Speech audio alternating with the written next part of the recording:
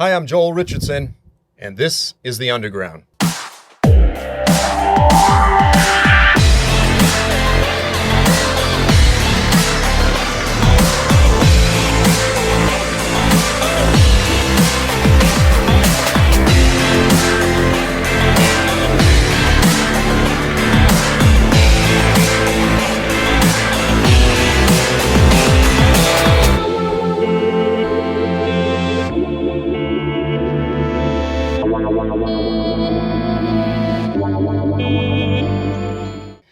Welcome to this week's episode of The Underground, a program that explores the testimony of the biblical prophets, the gospel of Jesus Christ, current events, and how all of these things relate to you and me.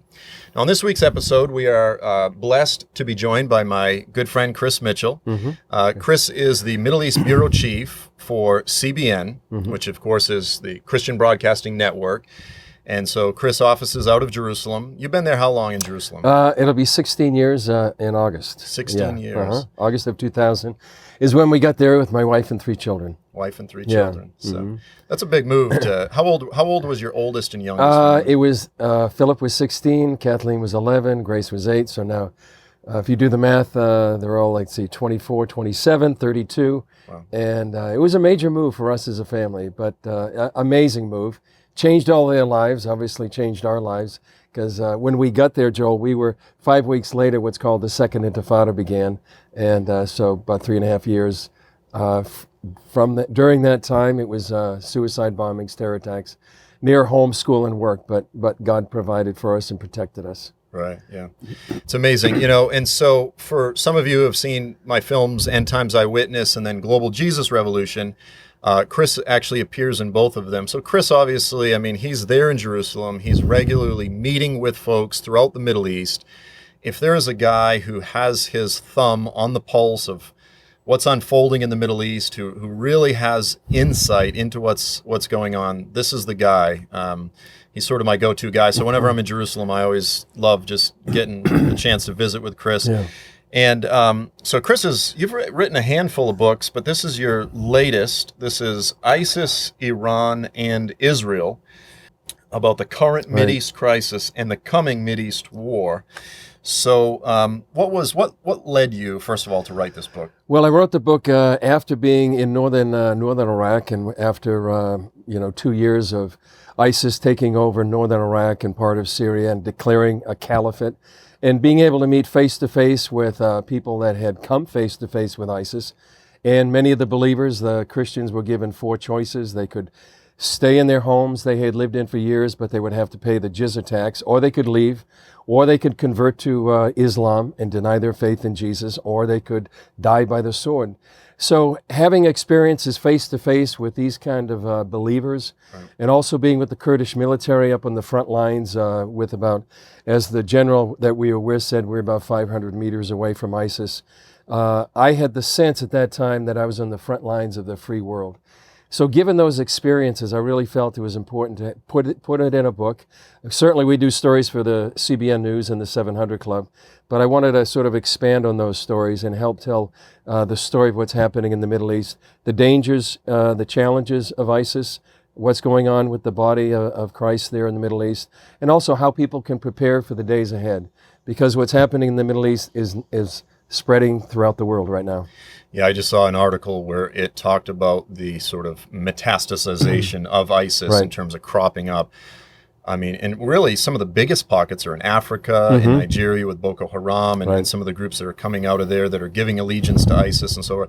I actually saw, so when ISIS exploded and it was just still fresh, and I don't even know how soon it was, but I saw the first broadcast that you did when you're there with the Peshmerga, right at the front lines. And it was not just, we can look with binoculars and see the city over the hills. It was like, there's the ISIS flag right there. You're just kind of literally just on the other side of the checkpoint. Yeah. And so how'd you do that? You got to connect with the Peshmerga and they just brought you right up? Yeah, they did. A little further than we actually expected at the time.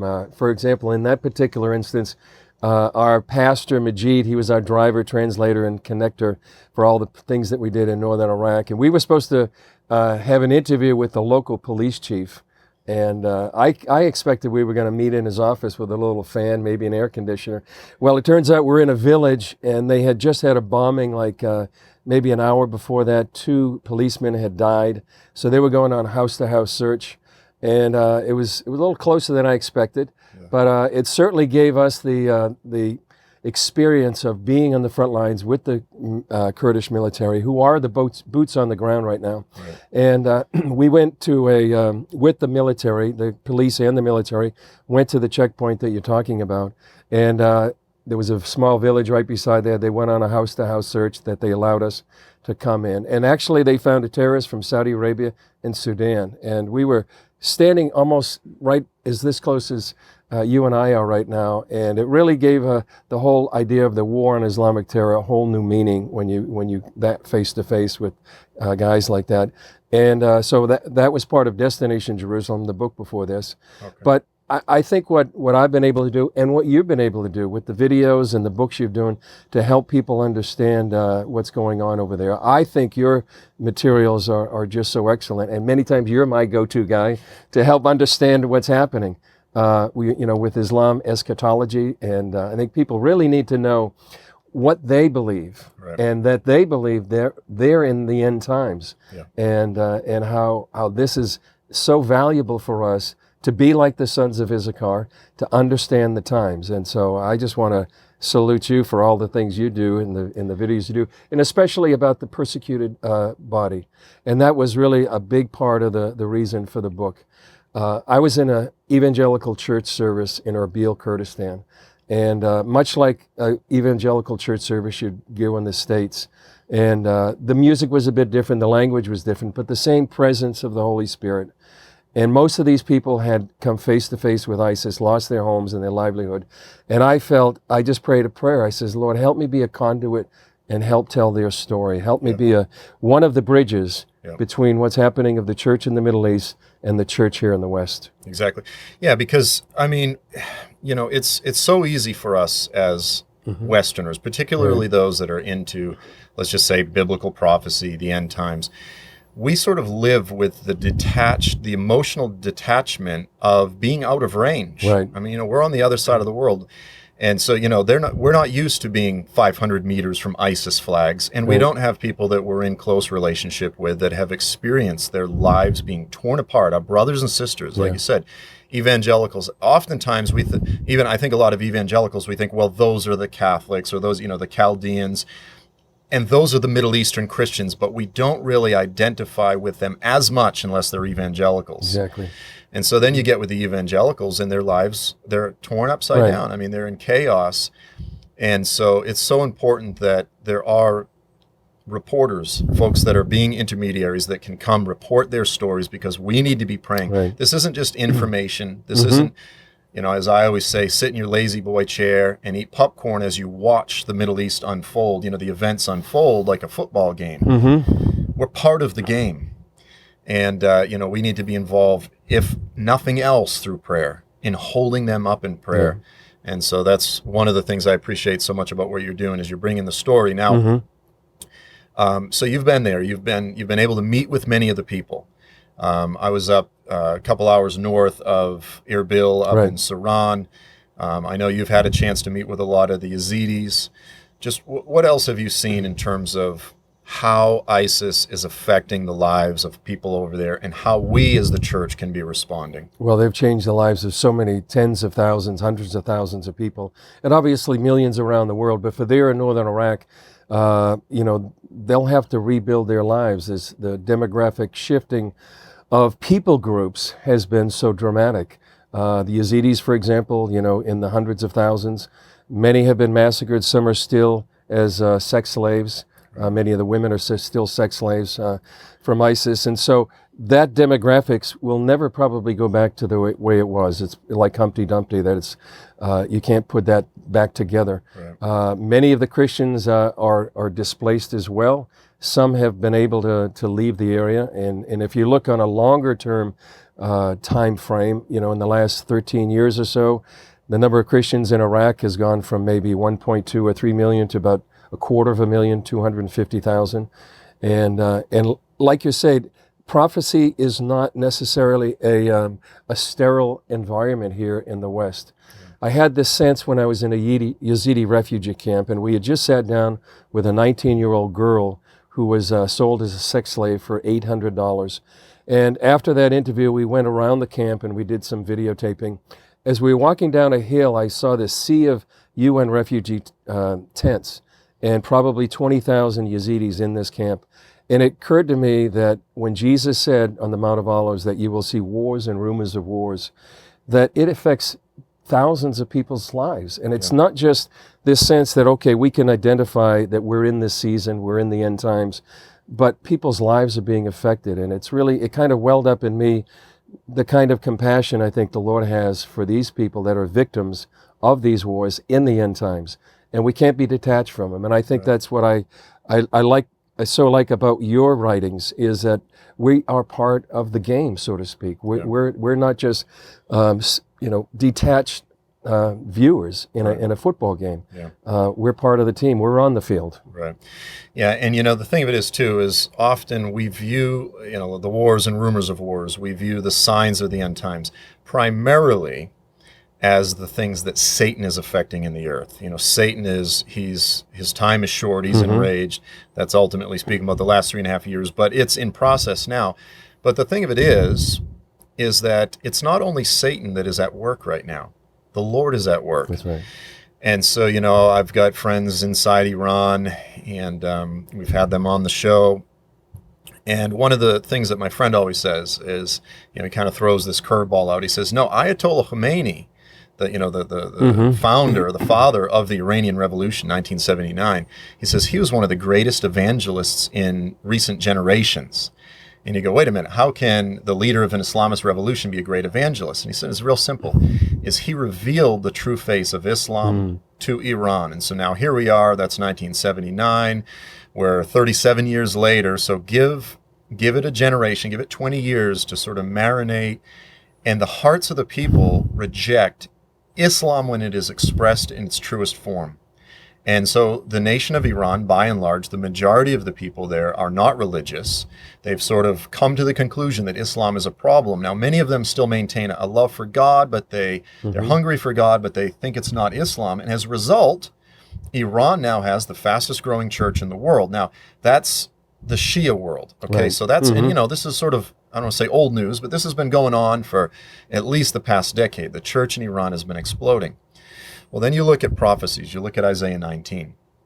Isaiah 19 is one of the clearest prophecies that says there's going to be a great revival in Assyria. Of course, the capital of Assyria is Nineveh, Mosul, northern Iraq. And so you look at the prophecies and you go, okay, God says there's going to be a great prophecy because in the Messianic era, it says that there'll be Israel, Assyria, and Egypt all together will be sort of this cord of three strands, will be my people. And then Satan looks at that and says, oh, there's going to be a great revival, and he sends in his armies. Satan sends in his armies. And so we in the natural, we look and we go, how can God be at work here? Because Satan's doing everything he can to thwart this revival. He's massacring people. The church is disappearing. You see all these articles about how the church is disappearing. And then God just sort of says, I knew he was going to do that. And so what I'm convinced is that many of the peoples, not just the Christians, the Muslims, the Sunnis, in the same way that Ayatollah Khomeini revealed the true face of Islam to the Shia, ISIS is now showing the world, the Sunni world, the true brutal face. Because these guys, ISIS, people are always in debate. Are they just opportunists or are they expressing true, pure Islam? Right. Well, it's both. Yes, they're young opportunists. They think, well, this is a chance to rape and pillage. And yeah, they're expressing their carnality, but they are following the tenets, the example of Muhammad. So the world's looking at this, and I'm convinced that give it another few years. I know it's already beginning, but give it a few more years. I think we're going to see a tremendous revival, and that we'll be able to tie it back to the events that have unfolded with ISIS. And so what have you seen in terms of Kurds or Yazidis or anything, cultural Christians? What have you seen in the way of the beginnings of revival in that part of the Pastor Majid, who was our driver, translator, he said basically the same thing you're saying. He said he was, in an odd way, he was saying the silver lining in this is that ISIS is going to expose the true face of Islam, and people, moderate or sort of nominal Muslims are going to see what Islam really looks like when ISIS comes along. And so that was sort of a curveball to me when I heard him say that. I couldn't say that I have seen the Iranian sort of revival. When we were in Erbil, we had the opportunity to meet with 5 Iranian believers. 4 out of the 5 had come to faith through a dream or a vision. And just expressing, we had gone to a prayer meeting at that time, and actually Pastor Majid, he dropped me and my cameraman off, and he said that he was going to go get some gas. Well, he texted me in about an hour, and he said that he can't come to me because his car had broken down because the gas in Erbil is so bad it can clog up the fuel filter, so he couldn't get me. So the prayer leader, the leader of the prayer meeting, invited us, Jonathan and myself, to their home. We met with these Iranian believers. We first of all found out how oppressive life can be inside Iran and how difficult it is. And then we heard their testimonies of how 4 out of the 5 had come to faith through a dream or a vision. The 5th had come by reading a Bible. And the joy that they expressed about their faith in Jesus, about the prayer meeting they had just come from, about the Bible that they could read, about the testimony they could share, to me was so inspiring. And to know that this is happening by the thousands throughout Iran, where the fastest growing church in the West, where the Middle East is going. To me, I agree. I think it's as if the enemy sees what Isaiah 19 says, and he wants to thwart it, and the Lord has a response to this. Exactly. And we are going to see that great revival happening in the Middle East. I know that also, for example, I'll tell you the story about Damascus, where I heard this from a friend, Tom Doyle, who wrote a book called Killing Christians. Oh, yeah. And he said that, and this is sort of what the book of Acts is happening in the Hebrews chapter, talking about the hall of fame of faith. People are literally putting their lives on the line. And these 10 pastors in Damascus, they fasted and prayed for a week to see if they were going to stay inside Damascus because it was getting so dangerous. Yeah. So they had a prearranged time and place to meet. And the pastor that's telling the story, he went to that place at the time and didn't know if anybody would show up. Instead of 10, there were 25. They had all decided to stay and evangelize and spread the gospel. And the first thing they did was that they took up a collection. And the collection was to buy a plot of land. The plot of land was to be a cemetery so they could bury each other, knowing that the decision they made was they could lose their lives. Yeah. And so that's the kind of faith that we see happening. Unfortunately, we don't see it in major mainstream media, but this is the hidden work of the Holy Spirit going on. The book of Acts is continuing to be written there. Yeah. Yeah, and this is what I always say is most people don't get a chance to peek behind the curtains. Yeah. You know, and I know you've also been up there in Erbil where all the Kurds were being baptized. That's right. With some mutual friends up there. But, another passage that I look to a lot is Isaiah 60. So in the same way that Isaiah 19 talks about Assyria and Egypt being 2 parties with Israel, my people, being referred to as my people. Isaiah 60, it talks about all of these nations, and it says a multitude of camels will cover the land of Israel. As these camels are coming up, it says Midian and Kedar. Well, that's Saudi Arabia. And then it talks about them bringing resources from Lebanon, Hezbollah. And all of the surrounding nations, it says, is it Sheba?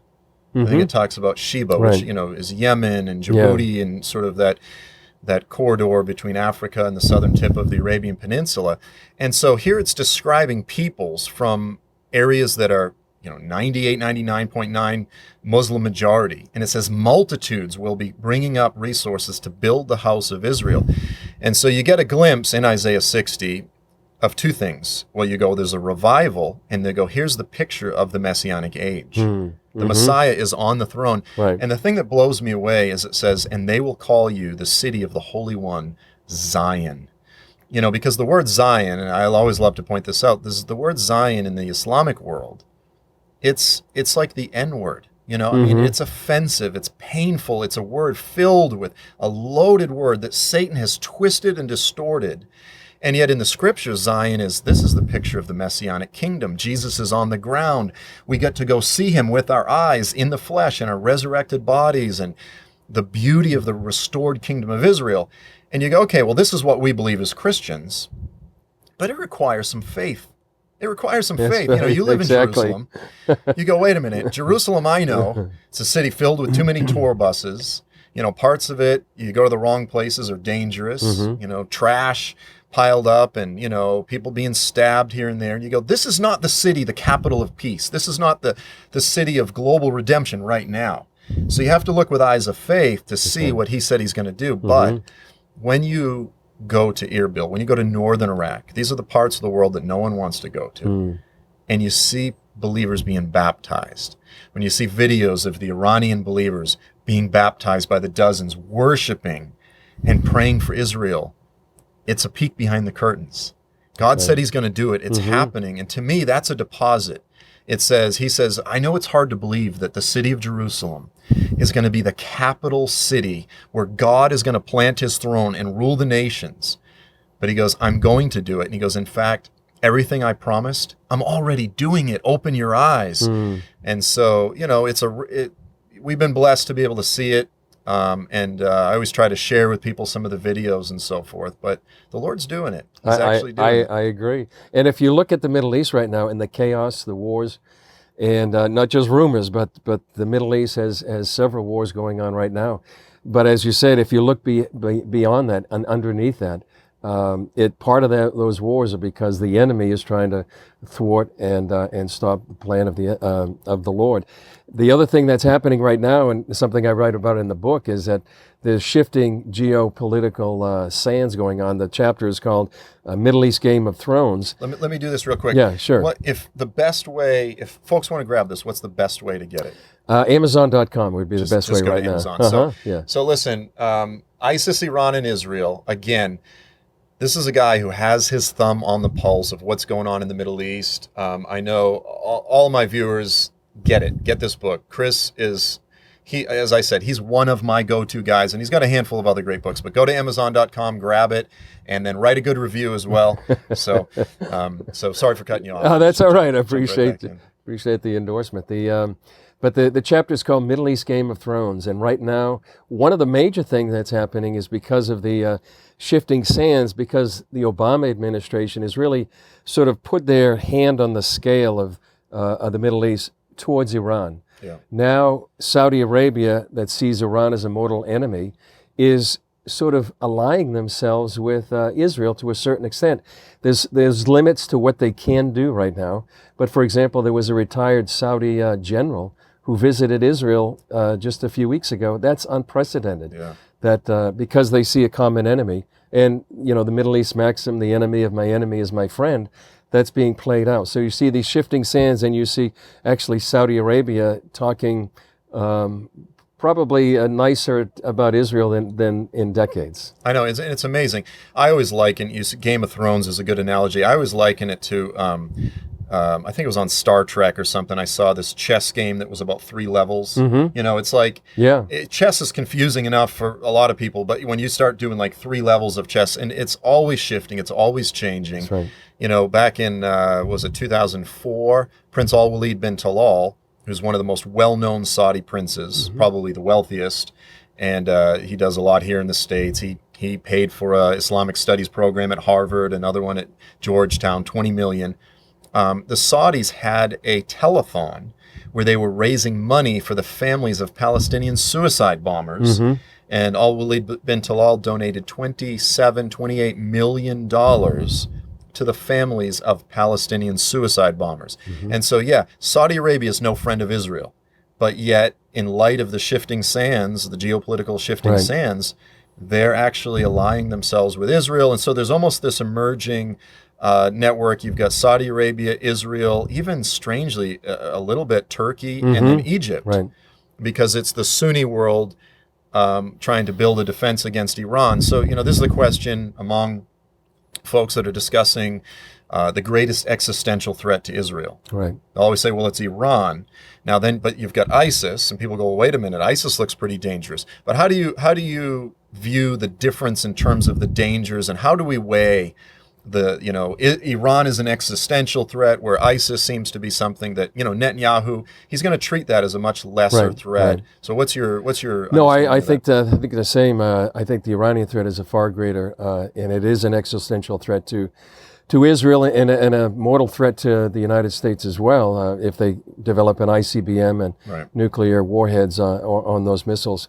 And one of the things I end in that chapter about Middle East Game of Thrones is that the last move is the kings, and it goes back to Daniel, when Daniel had that vision.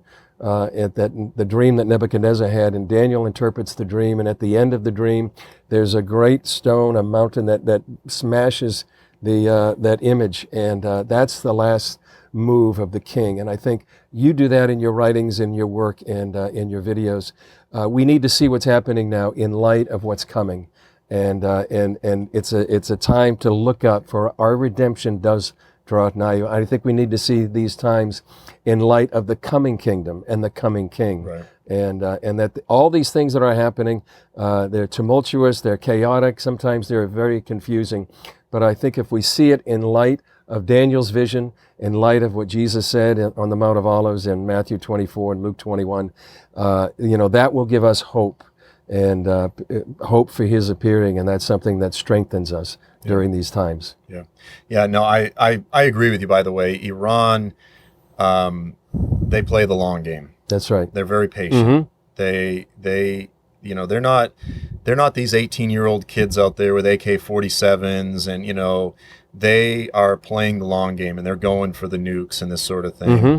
I think long term, as ISIS and these type of groups metastasize all over the world, you have a much higher number of threats. You have threats coming from all over the place. But in terms of the nuclear issue, that's certainly Iran. So let me ask you, this is a big question that's always on everyone's mind. Okay, you guys, you're talking about the Middle East, you know what's going on, maybe even you have some insight into what's coming. What can we do here in the West? What can we do to prepare? How does this affect us? Well, I think the first thing we need to do is watch and pray. That's what Jesus told us to do during these times, to understand the times, to be informed, not to be detached, and certainly be praying. Peter talks about, the end of all things is at hand, so be watchful and serious in your prayers. He did that 2,000 years ago. How much more do we need to be serious and watchful in our prayers? I think, as I mentioned, look up, for our redemption draweth nigh. And I think we need to be involved. We need to, as we talked earlier, the body in the Middle East that is suffering, we need to be involved with them. We need to pray for them. We need to, in whatever way the Lord leads us, to help support them and to be a voice and an advocate for them, those of us here in the West that are enjoying the freedoms that we have. And I think to be watchful, to understand we're living in a new world right now. As we said, Iran is an existential threat, but the threat of ISIS is a different kind of threat, because if you have someone with a truck on Nice in a promenade, when you have a Catholic church that the Catholic priest is killed, or Orlando, a nightclub, these are the kind of threats that terrorize people.